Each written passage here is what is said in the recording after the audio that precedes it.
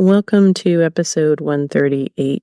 Many people that I see in counseling, they've been impacted by their childhood or they've been impacted by trauma, but they wouldn't necessarily meet criteria for a full-blown PTSD diagnosis.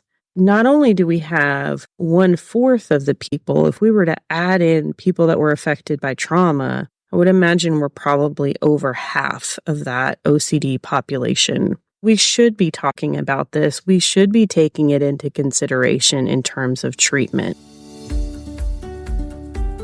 Hello, and welcome to Christian Faith and OCD with Carrie Bach. I'm a Christ follower, wife and mother, licensed professional counselor who helps Christians struggling with OCD get to a deeper level of healing. When I couldn't find resources for my clients with OCD, God called me to bring this podcast to you with practical tools for developing greater peace. We're here to bust through the shame and stigma surrounding struggling with OCD as a Christian, sharing hopeful stories of healing and helping you replace uncertainty with faith. I'm here to help you let go of the past and future to walk in the present abundant life God has for you. So let's dive right into today's episode. We are going to have our first podcast hangout via Zoom on September the 9th at 7:15 p.m. Central Standard Time. This is just an opportunity for me to meet you, the listeners, to hear what's on your heart, maybe answer a few questions that you have in the time that we have. So if you'd like to get involved in that or receive the Zoom link, definitely subscribe to our email list and we'll put that link in the show notes for you. Our email subscribers are insiders. They know things first before anyone else, before you hear it on the podcast. So if you want to be one of our email insiders, definitely sign up for our list and we would love to have you. Today we're talking about trauma, the connection between trauma and OCD. I know it's a word that gets thrown around a lot, and some people will say things like, my childhood wasn't really that bad. I don't know if I necessarily have trauma. I wasn't getting beat in my household, or I didn't grow up with a parent that was a raging alcoholic. We didn't have massive things happening. We were just your normal, average, everyday family. We weren't living in extreme neglect or poverty. However, a lot of times you can grow up in an environment that impacts you profoundly and impacts your relationships profoundly in a way that you have to process through as an adult in order to move beyond how you were raised. This is especially true if you feel like you are repeating the same exact patterns that you saw in your family that you don't want to carry into your family right now. So we would call those types of things family of origin issues, things that you saw growing up or experienced growing up in your family, but you don't want to repeat that pattern or pass those same things on to your children. The main reason I wanted to do this episode on the connection between trauma and OCD is the statistics that I heard recently that 25% of people who meet criteria for an OCD diagnosis also meet criteria for a PTSD diagnosis. Now, I was surprised and not surprised by this at the same time. If you've been around here and you've been listening for a little while, one of the overlaps that I see quite frequently is a history of childhood trauma and an OCD diagnosis. So I wasn't surprised, but I was surprised at the same time in the sense that oftentimes when people are talking about OCD treatment, they don't ever talk about trauma. And we're talking about 1/4 of the people meet a PTSD diagnosis. It's not easy to get a PTSD diagnosis. There's very specific criteria. Many people that I see in counseling, they've been impacted by their childhood or they've been impacted by trauma, but they wouldn't necessarily meet criteria for a full-blown PTSD diagnosis. Not only do we have 1/4 of the people, if we were to add in people that were affected by trauma, I would imagine we're probably over half of that OCD population. We should be talking about this. We should be taking it into consideration in terms of treatment. Let's start by defining trauma. I like this definition from the American Psychological Association. They said trauma is any disturbing experience that results in significant fear, helplessness, dissociation. That's where you're disconnected from your present moment experience, confusion, or other disruptive feelings intense enough to have a long-lasting negative effect on a person's attitude, behavior, and other aspects of functioning. They often challenge an individual's view of the world as a just, safe, and predictable place. When we look at this definition, I see a lot of overlaps between the definition of trauma and what people with OCD experience.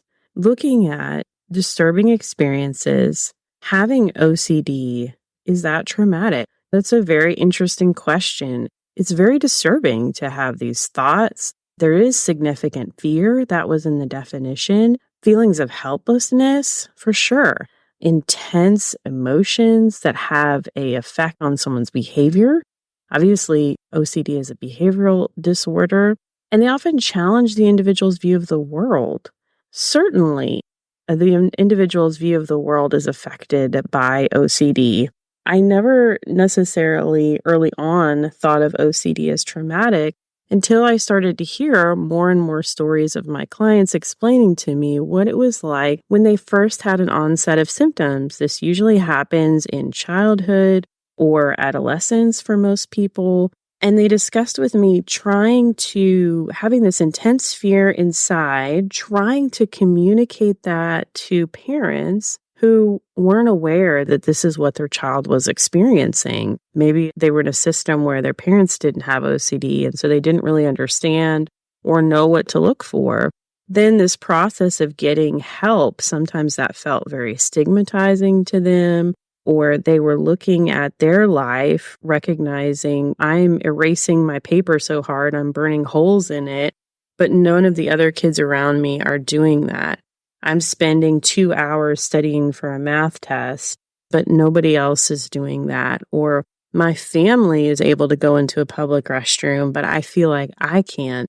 All these little pieces cause the shame to build up, and oftentimes they didn't really understand what they were experiencing. And so we're able, in the process of going through like some EMDR or trauma therapy, to go back to those places where those experiences first started to happen and unravel and provide this level of adult care and compassion to their younger self of, hey, you didn't know that this was going on back then, but now we know. And if we could just even paint this like perfect scenario of healing, what would have been what you absolutely needed in that point was somebody to come and tell you, hey, this has a name, you're not crazy. It's called OCD. Let's get you some help. Let's figure out how to manage this. Fortunately, we've come so far now that people are starting to get diagnosed earlier than they used to. But for many people listening to this, you may have lived with OCD for years without even knowing it.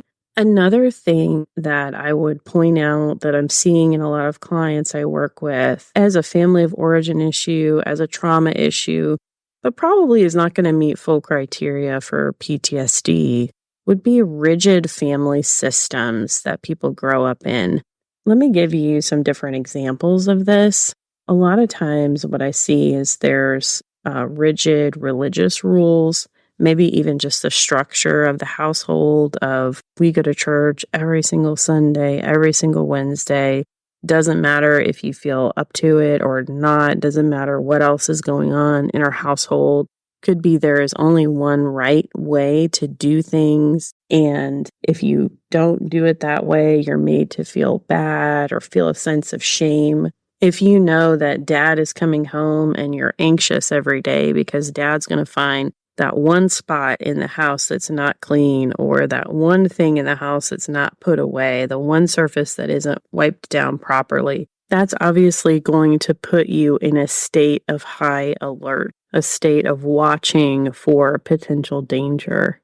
If mom goes off because she felt like you didn't clean the dishes exactly the way they were supposed to be cleaned, or you didn't follow an OCD ritual, you didn't come in and take a shower right after school. That's very stressful to a child to experience those types of things over and over again. It has a cumulative effect on your nervous system versus a one-time, very scary, very intense, I almost died type of trauma. There's also this sense of developmental trauma, and we do not have a diagnosis for this in the DSM, but we absolutely should. That is another tangent I won't fully go down. There is a difference when something happens to you when your brain is fully developed versus something that happens to you in the process of your brain developing. You're going through trying to figure out who you are, who the world is, whether or not the world is a safe place, the people closest to you that are supposed to be providing safety and connection and support. You may feel like I never can be good enough for these people, or I have to be perfect in order for my parents to love me because they have such high standards or such unrealistic standards. It could look like a situation where your parents demand that you bring home straight A's, and if you get a B plus, they shame you for it and say, why were you so stupid? Why didn't you study more? It's really important in the process and development of children for them to feel competent, for them to feel like they can do something and do it well. Part of kids learning to feel competent is allowing them to take healthy risk and make mistakes. The very beginning of that is when your kids are really young. Obviously, you're not letting them run out into traffic or jump off, a bookshelf in your house. Those things would be very unsafe. But you're letting them make small choices to have a sense of agency. And you're the parent, you're creating those choices. So for a toddler, for example, or a preschooler, you're saying, would you like the blue cup or the red cup? And this gives the child a sense of like, oh, I get to choose. I get to make a decision. That's the very beginning of teaching your children about decision making. And then as they get older and they talk about situations that are happening at school, instead of just jumping in and saying, hey, do this, don't do that, that's right, this is absolutely wrong. You can say, okay, let's look at maybe the different options for how you could handle this situation, and allowing them to evaluate the choices, saying, okay, well, you could yell at your teacher, but what do you think will happen if you do that?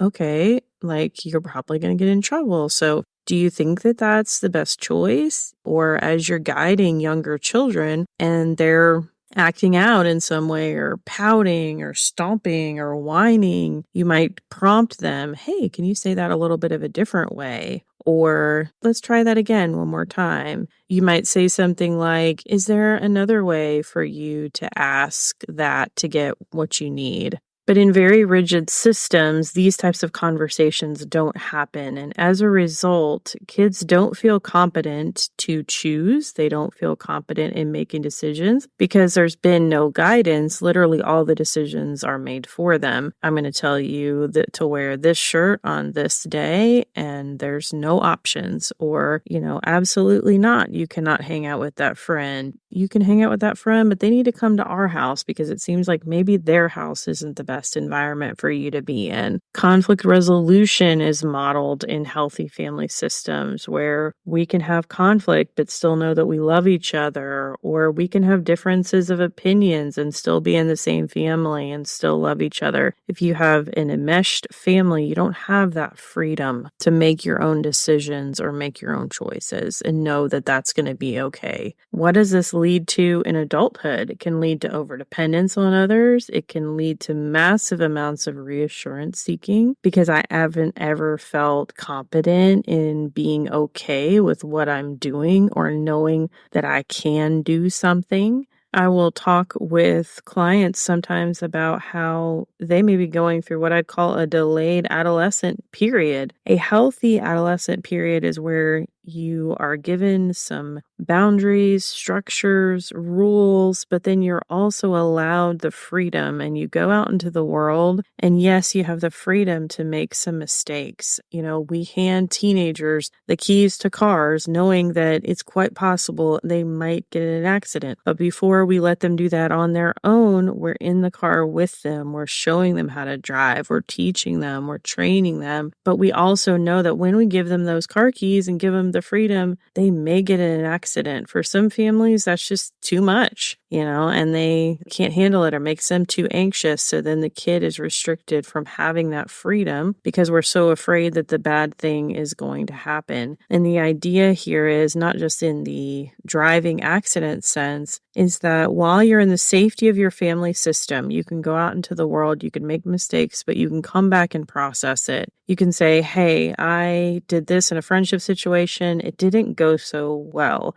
How should I have handled it? Or what do you think? Or I have this paper due on Friday. I don't know how I can break down my studying to make sure that I get my studies done and my paper done by this Friday. Like, you have this healthy accountability and guidance system while also looking at all of your options. One of the trainings I received in working with teenagers is we would have the kids make a list of all the potential solutions to their problem, knowing that as an adult, we just throw some of those out, right? Like, oh, that's a really bad idea. It doesn't matter. The idea was to get them to think through healthy problem solving. Just put all of the options on the table, and then we can go through each one to get them to think through. Okay, so if you did do that, what do you think the consequences would be? Would you have a positive outcome? Would you have a negative outcome? This keeps teenagers from being impulsive and allows them to think through their choices in a more logical, reasonable fashion, not based on emotion or just what they want to do right in that moment, getting them to think a little bit longer term. What I'm finding is that many individuals who are dealing with OCD now were never taught how to make decisions as a child and adolescent. And know that if that's your case, that's okay. You can learn those skills in adulthood. It's just a delay because it's something that you should have been gradually eased into as a child and adolescence.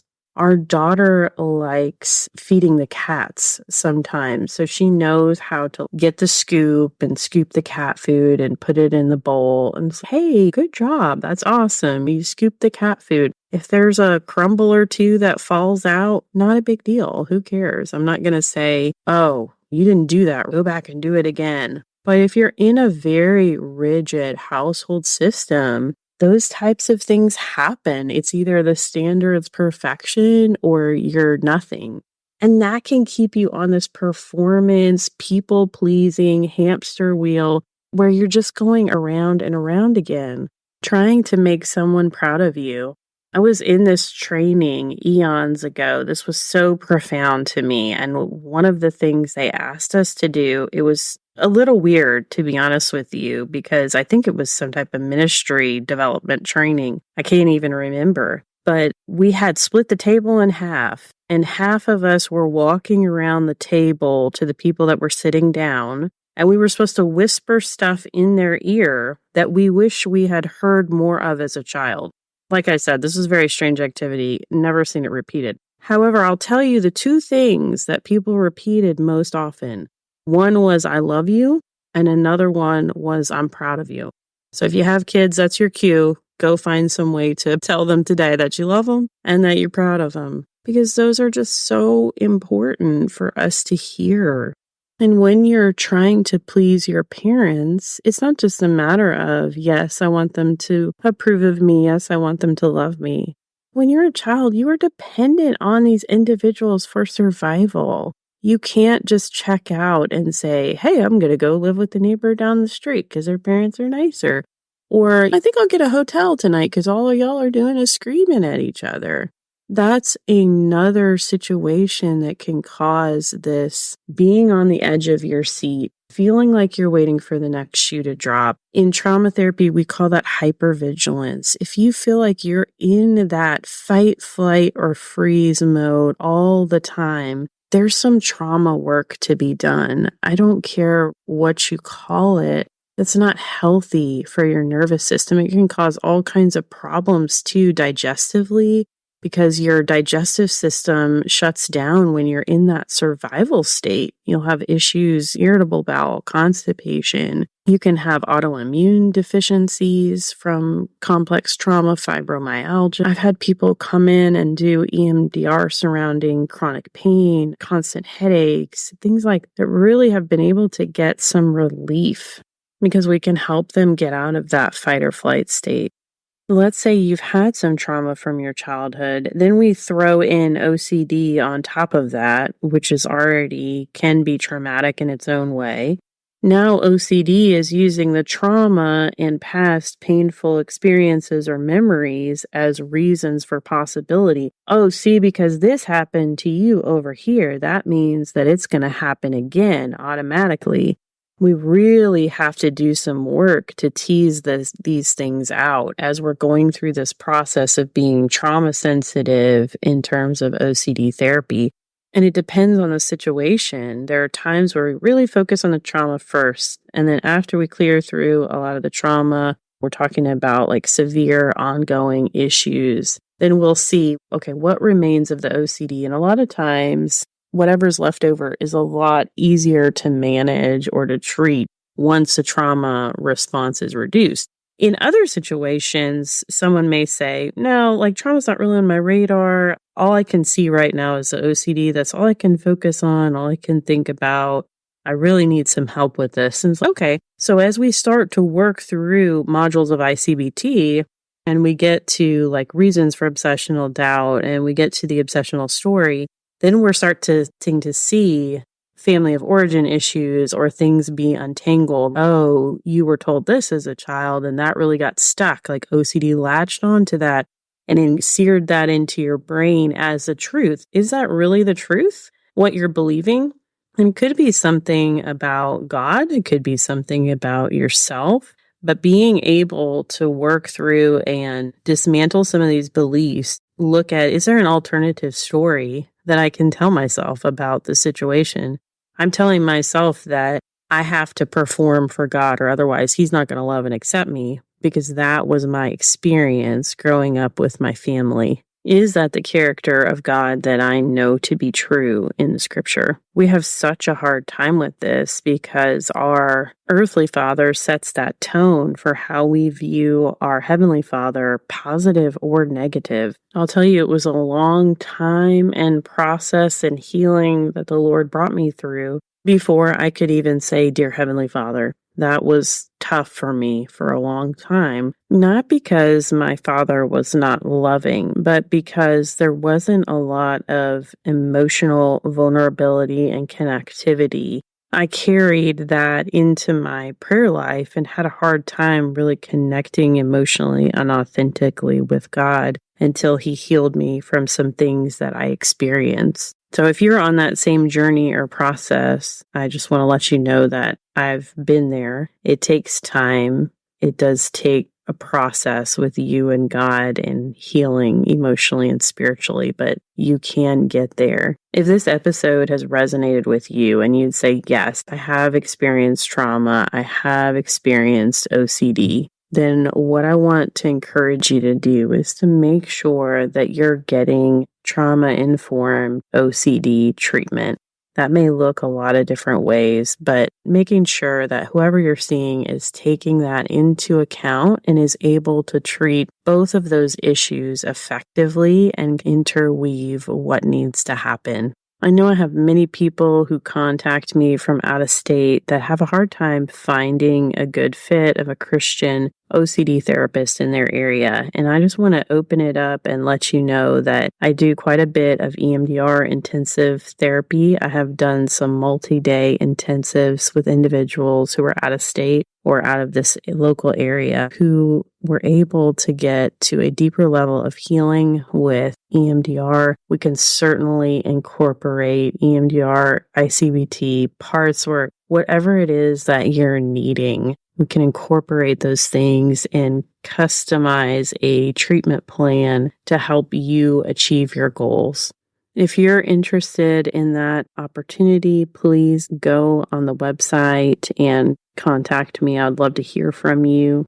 I want you to know that there is life on the other side of what you are wrestling with right now. So hang in there and don't give up. Until next time, may you be comforted by God's great love for you.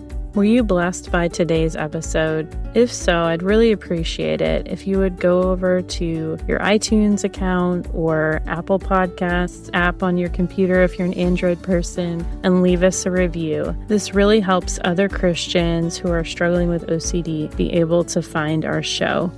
Christian Faith and OCD is a production of By the Well Counseling. This podcast is for informational purposes only and should not be a substitute for seeking mental health treatment in your area.